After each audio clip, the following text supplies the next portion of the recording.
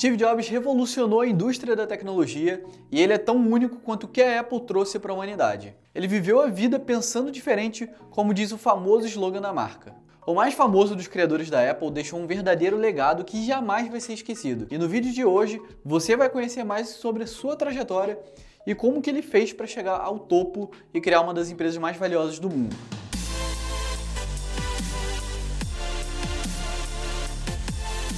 Olá, empreendedores e empreendedoras, bem-vindo a mais um vídeo da Startup Hero. Hoje vocês vão aprender mais sobre a vida de uma das personalidades mais marcantes do último século, o Steve Jobs. A nossa história começa bastante tempo atrás, lá em 1955, na cidade de São Francisco, na Califórnia, onde um desentendimento religioso e dificuldades familiares fizeram com que a Joanne Simpson e Abdul Fattah Jandali, me desculpa se eu falei errado, um imigrante sírio, colocasse seu filho Steve para adoção. Com muito pesar, a única condição que a Joanne impôs aos pais adotivos era de que eles conseguissem garantir que o menino fosse à faculdade. No final das contas, ela sonhava com um grande futuro para o filho, apesar dela mesma não criar ele. E assim foi feito. Paul e Clara Jobs, os pais adotivos do Steve, eram uma família bem simples, porém muito amorosos. Logo, eles se mudaram para Mountain View, uma cidade localizada no famoso Vale do Silício. Jobs sempre teve muita facilidade nos estudos, mas ele tinha um comportamento diferente, né? Ele era agitado e era desafiador, e isso dificultava um pouco o seu desempenho na escola. Quando Steve cresceu, ele acabou sofrendo um pouco com bullying na escola e a sua família acabou indo para Los Altos, uma cidade bem próxima também do Vale do Silício. E foi lá que tudo começou a mudar na vida dele. Steve se orgulhava muito do seu pai, que era um mecânico. Ele passava o dia inteiro inventando e construindo novas coisas do zero e Jobs sempre admirou muito isso. E foi esse interesse do Steve que fez ele conhecer o Hewlett Packard Explorers Club, um grupo de jovens que se interessavam por eletrônica e aprendiam com mentores que trabalhavam na famosa HP. Depois de muita insistência e muita persuasão, por conta desse grupo, Jobs conseguiu um emprego na HP com apenas 15 anos de idade. Foi nesse emprego que o Jobs conheceu o Steve Wozniak, um jovem de 20 anos que era extremamente habilidoso e muito técnico, mas não era muito sociável, ao contrário de Jobs, que sempre foi extrovertido. Como os opostos se atraem, os dois logo se tornaram amigos, apesar da diferença de idade, e essa amizade seria responsável por gerar uma das maiores empresas de tecnologia da história. Mas vamos com calma, tá? Nesse meio tempo, Steve Jobs se interessou muito por literatura, música e artes em geral. Foi de humanas. Quero estar na praia, vendendo minha arte, das coisas que a natureza dá pra gente.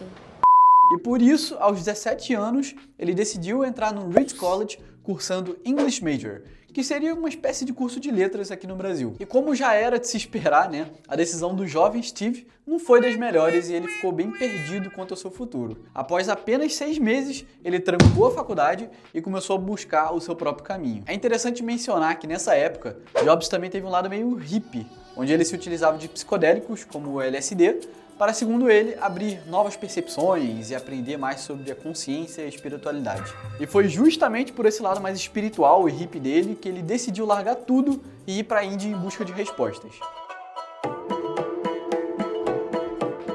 Bom, eu acho que isso deu certo, porque quando ele voltou para casa, ele já começou a trabalhar na Atari, uma das mais importantes e precursoras empresas de jogos eletrônicos do mundo. Dentro da Atari, em um desafio proposto pelo seu fundador, Jobs e seu amigo Wozniak desenvolveram o jogo Breakout em apenas 4 dias, que é aquele jogo que tem as barrinhas em cima e uma bolinha que vai destruindo elas. Os dois jovens foram premiados em $700 pelo feito, porém Jobs foi meio malandro aqui e não contou para o Wozniak sobre o bônus de mais de $3 mil que eles haviam ganhado por conta de umas das melhorias que eles incluíram nos chips do jogo.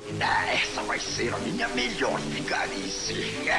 Em 1975, Wozniak conseguiu desenvolver um tipo de computador conectando um circuito específico com uma tela e um teclado, o que pode parecer bem básico hoje em dia, mas naquela época isso foi totalmente disruptivo. Jobs ficou muito impressionado com esse feito e o convenceu a abrir junto com ele seu próprio negócio para que eles pudessem vender essa placa que eles construíram. Então já no ano seguinte, em 76, os dois amigos se juntaram ao empresário Ronald Wayne e a Apple foi finalmente fundada. Operando na garagem da casa do Steve Jobs, os rapazes trabalhavam incansavelmente tentando aperfeiçoar algo que nunca tinha sido feito antes, o Apple I. Mesmo tendo sido um produto pouco comercializado, ele foi verdadeiramente revolucionário e rendeu muitos frutos, sobretudo quando eles lançaram o Apple II em 77. Nessa época, a empresa era avaliada em apenas $5 mil, Mas 3 anos depois, em 1980, depois de muita luta e um aumento nas vendas vertiginoso, a Apple abriu capital no mercado, fazendo o famoso IPO, né?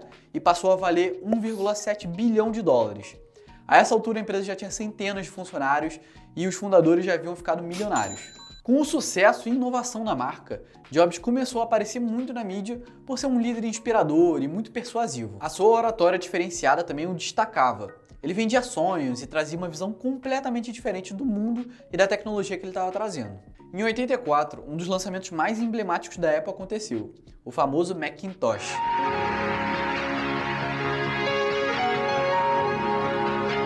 Era um computador mais fácil de usar do que os outros que existiam na época, além de contar com um mouse, uma grande revolução. Apesar disso, o seu preço exagerado de 2.495 dólares e a sua construção, que não era muito resistente, acabaram atrapalhando o desempenho das vendas. Lembrando que isso é década de 80, tá? Então isso valia muito dinheiro. Em 85, uma grande crise começou a acontecer. Jobs foi afastado da Apple em um processo bem público por conta de alguns desentendimentos e consequência do próprio lançamento do Macintosh no ano anterior. Ele manteve as ações da empresa para continuar participando das reuniões, né, do conselho, mas a situação não foi das melhores e eles estavam realmente com um relacionamento bem difícil com o Jobs. Mas Steve não abaixou a cabeça e decidiu começar uma nova empresa chamada Next, com alguns ex-funcionários da Apple. Inicialmente, essa empresa teve um certo fracasso e não rendeu muitos frutos.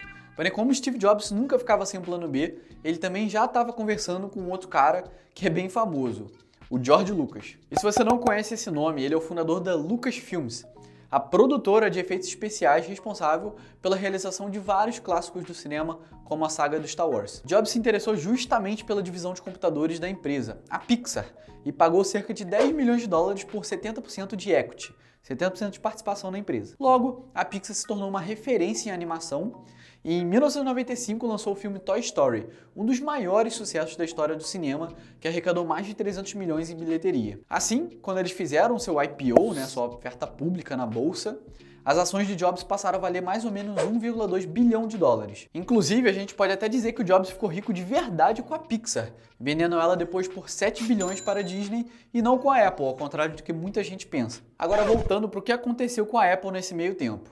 Só um spoiler, eles não estavam nada bem. Nos anos 90, a empresa caiu muito de nível e perdeu participação de mercado, fazendo com que as ações chegassem a custar 14 dólares depois delas já terem batido a marca de 70 dólares no passado. A empresa contava com um fluxo de caixa complicado, uma grande desconfiança dos acionistas e uma grande desmotivação dos seus colaboradores que não tinham um grande líder. Em meio à crise, Jobs conseguiu aproveitar isso para voltar como um consultor e em pouco tempo tomou o posto de CEO interino. A reação do mercado foi instantânea e rapidamente as ações subiram para 20 dólares. Uma parceria inesperada com seu concorrente Microsoft também foi muito importante para a recuperação do status da empresa, que viu as suas ações subirem nos anos seguintes para 26 dólares. Uma outra medida que Jobs adotou foi cortar 70% dos projetos da empresa para focar totalmente em apenas 4 produtos. Não vai não, amor.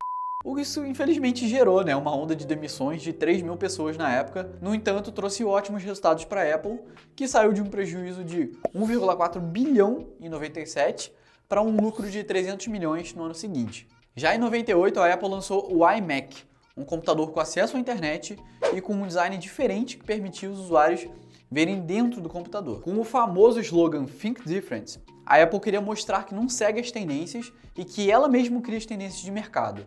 E isso começou a prevalecer desde então. No mesmo ano, Jobs expandiu a empresa para além do hardware, com alguns programas voltados para a criatividade, como o iMovie, Final Cut Pro, Logic Pro e o iTunes. Dessa forma, ele conseguia controlar toda a experiência do usuário, do hardware até o software. Jobs também refletiu e percebeu que ele precisava criar o seu próprio sistema de experiência do cliente. Então decidiu que precisava das suas lojas próprias. Então, a partir de 99, ele começou uma jornada nesse sentido e finalmente em 2001 inauguraram a primeira loja da Apple. E já no primeiro ano, as lojas obtiveram uma receita de 1,2 bilhão de dólares. A empresa não parou por aí e continuou a inovar com os iPods em 2001, o MacBook em 2006 e o iPad em 2010. Vai dizer que você não sente nostalgia daqueles iPods que você ficava girando o menu com o dedo. E o cara era tão inovador que ele conseguiu fazer a façanha das pessoas pagarem por música, logo na era onde todo mundo baixava música pirateada. Mas a verdadeira inovação, que foi um verdadeiro divisor de águas na história da Apple,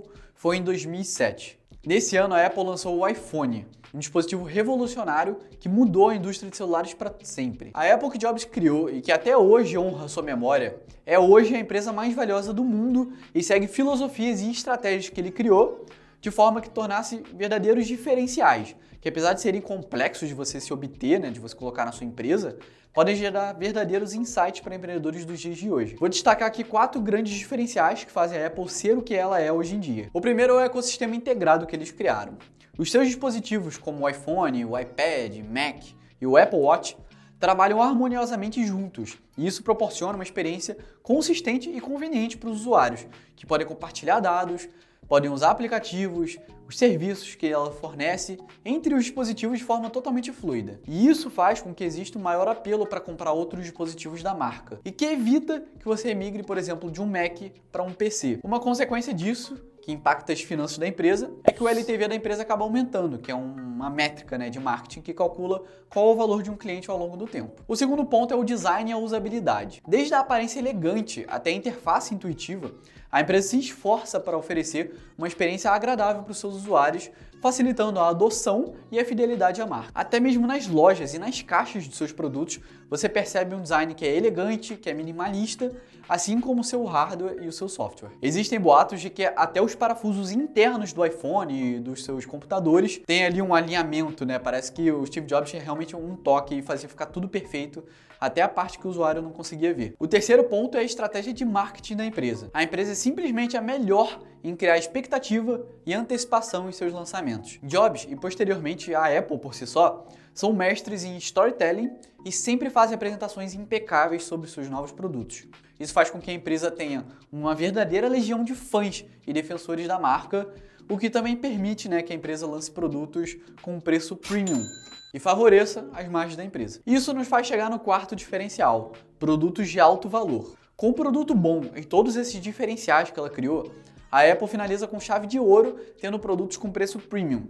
Isso permite que a empresa pratique altas margens e se destaque pelo valor e não pelo preço. Isso faz com que a empresa, além de ter uma receita enorme, consiga ter uma margem líquida de 24%, como é que foi divulgado no último balanço. Uma margem maravilhosa para o setor e para uma empresa que tem recordes de receita. No fim das contas, mesmo com todas as polêmicas que ele se envolveu, Jobs foi realmente um gênio.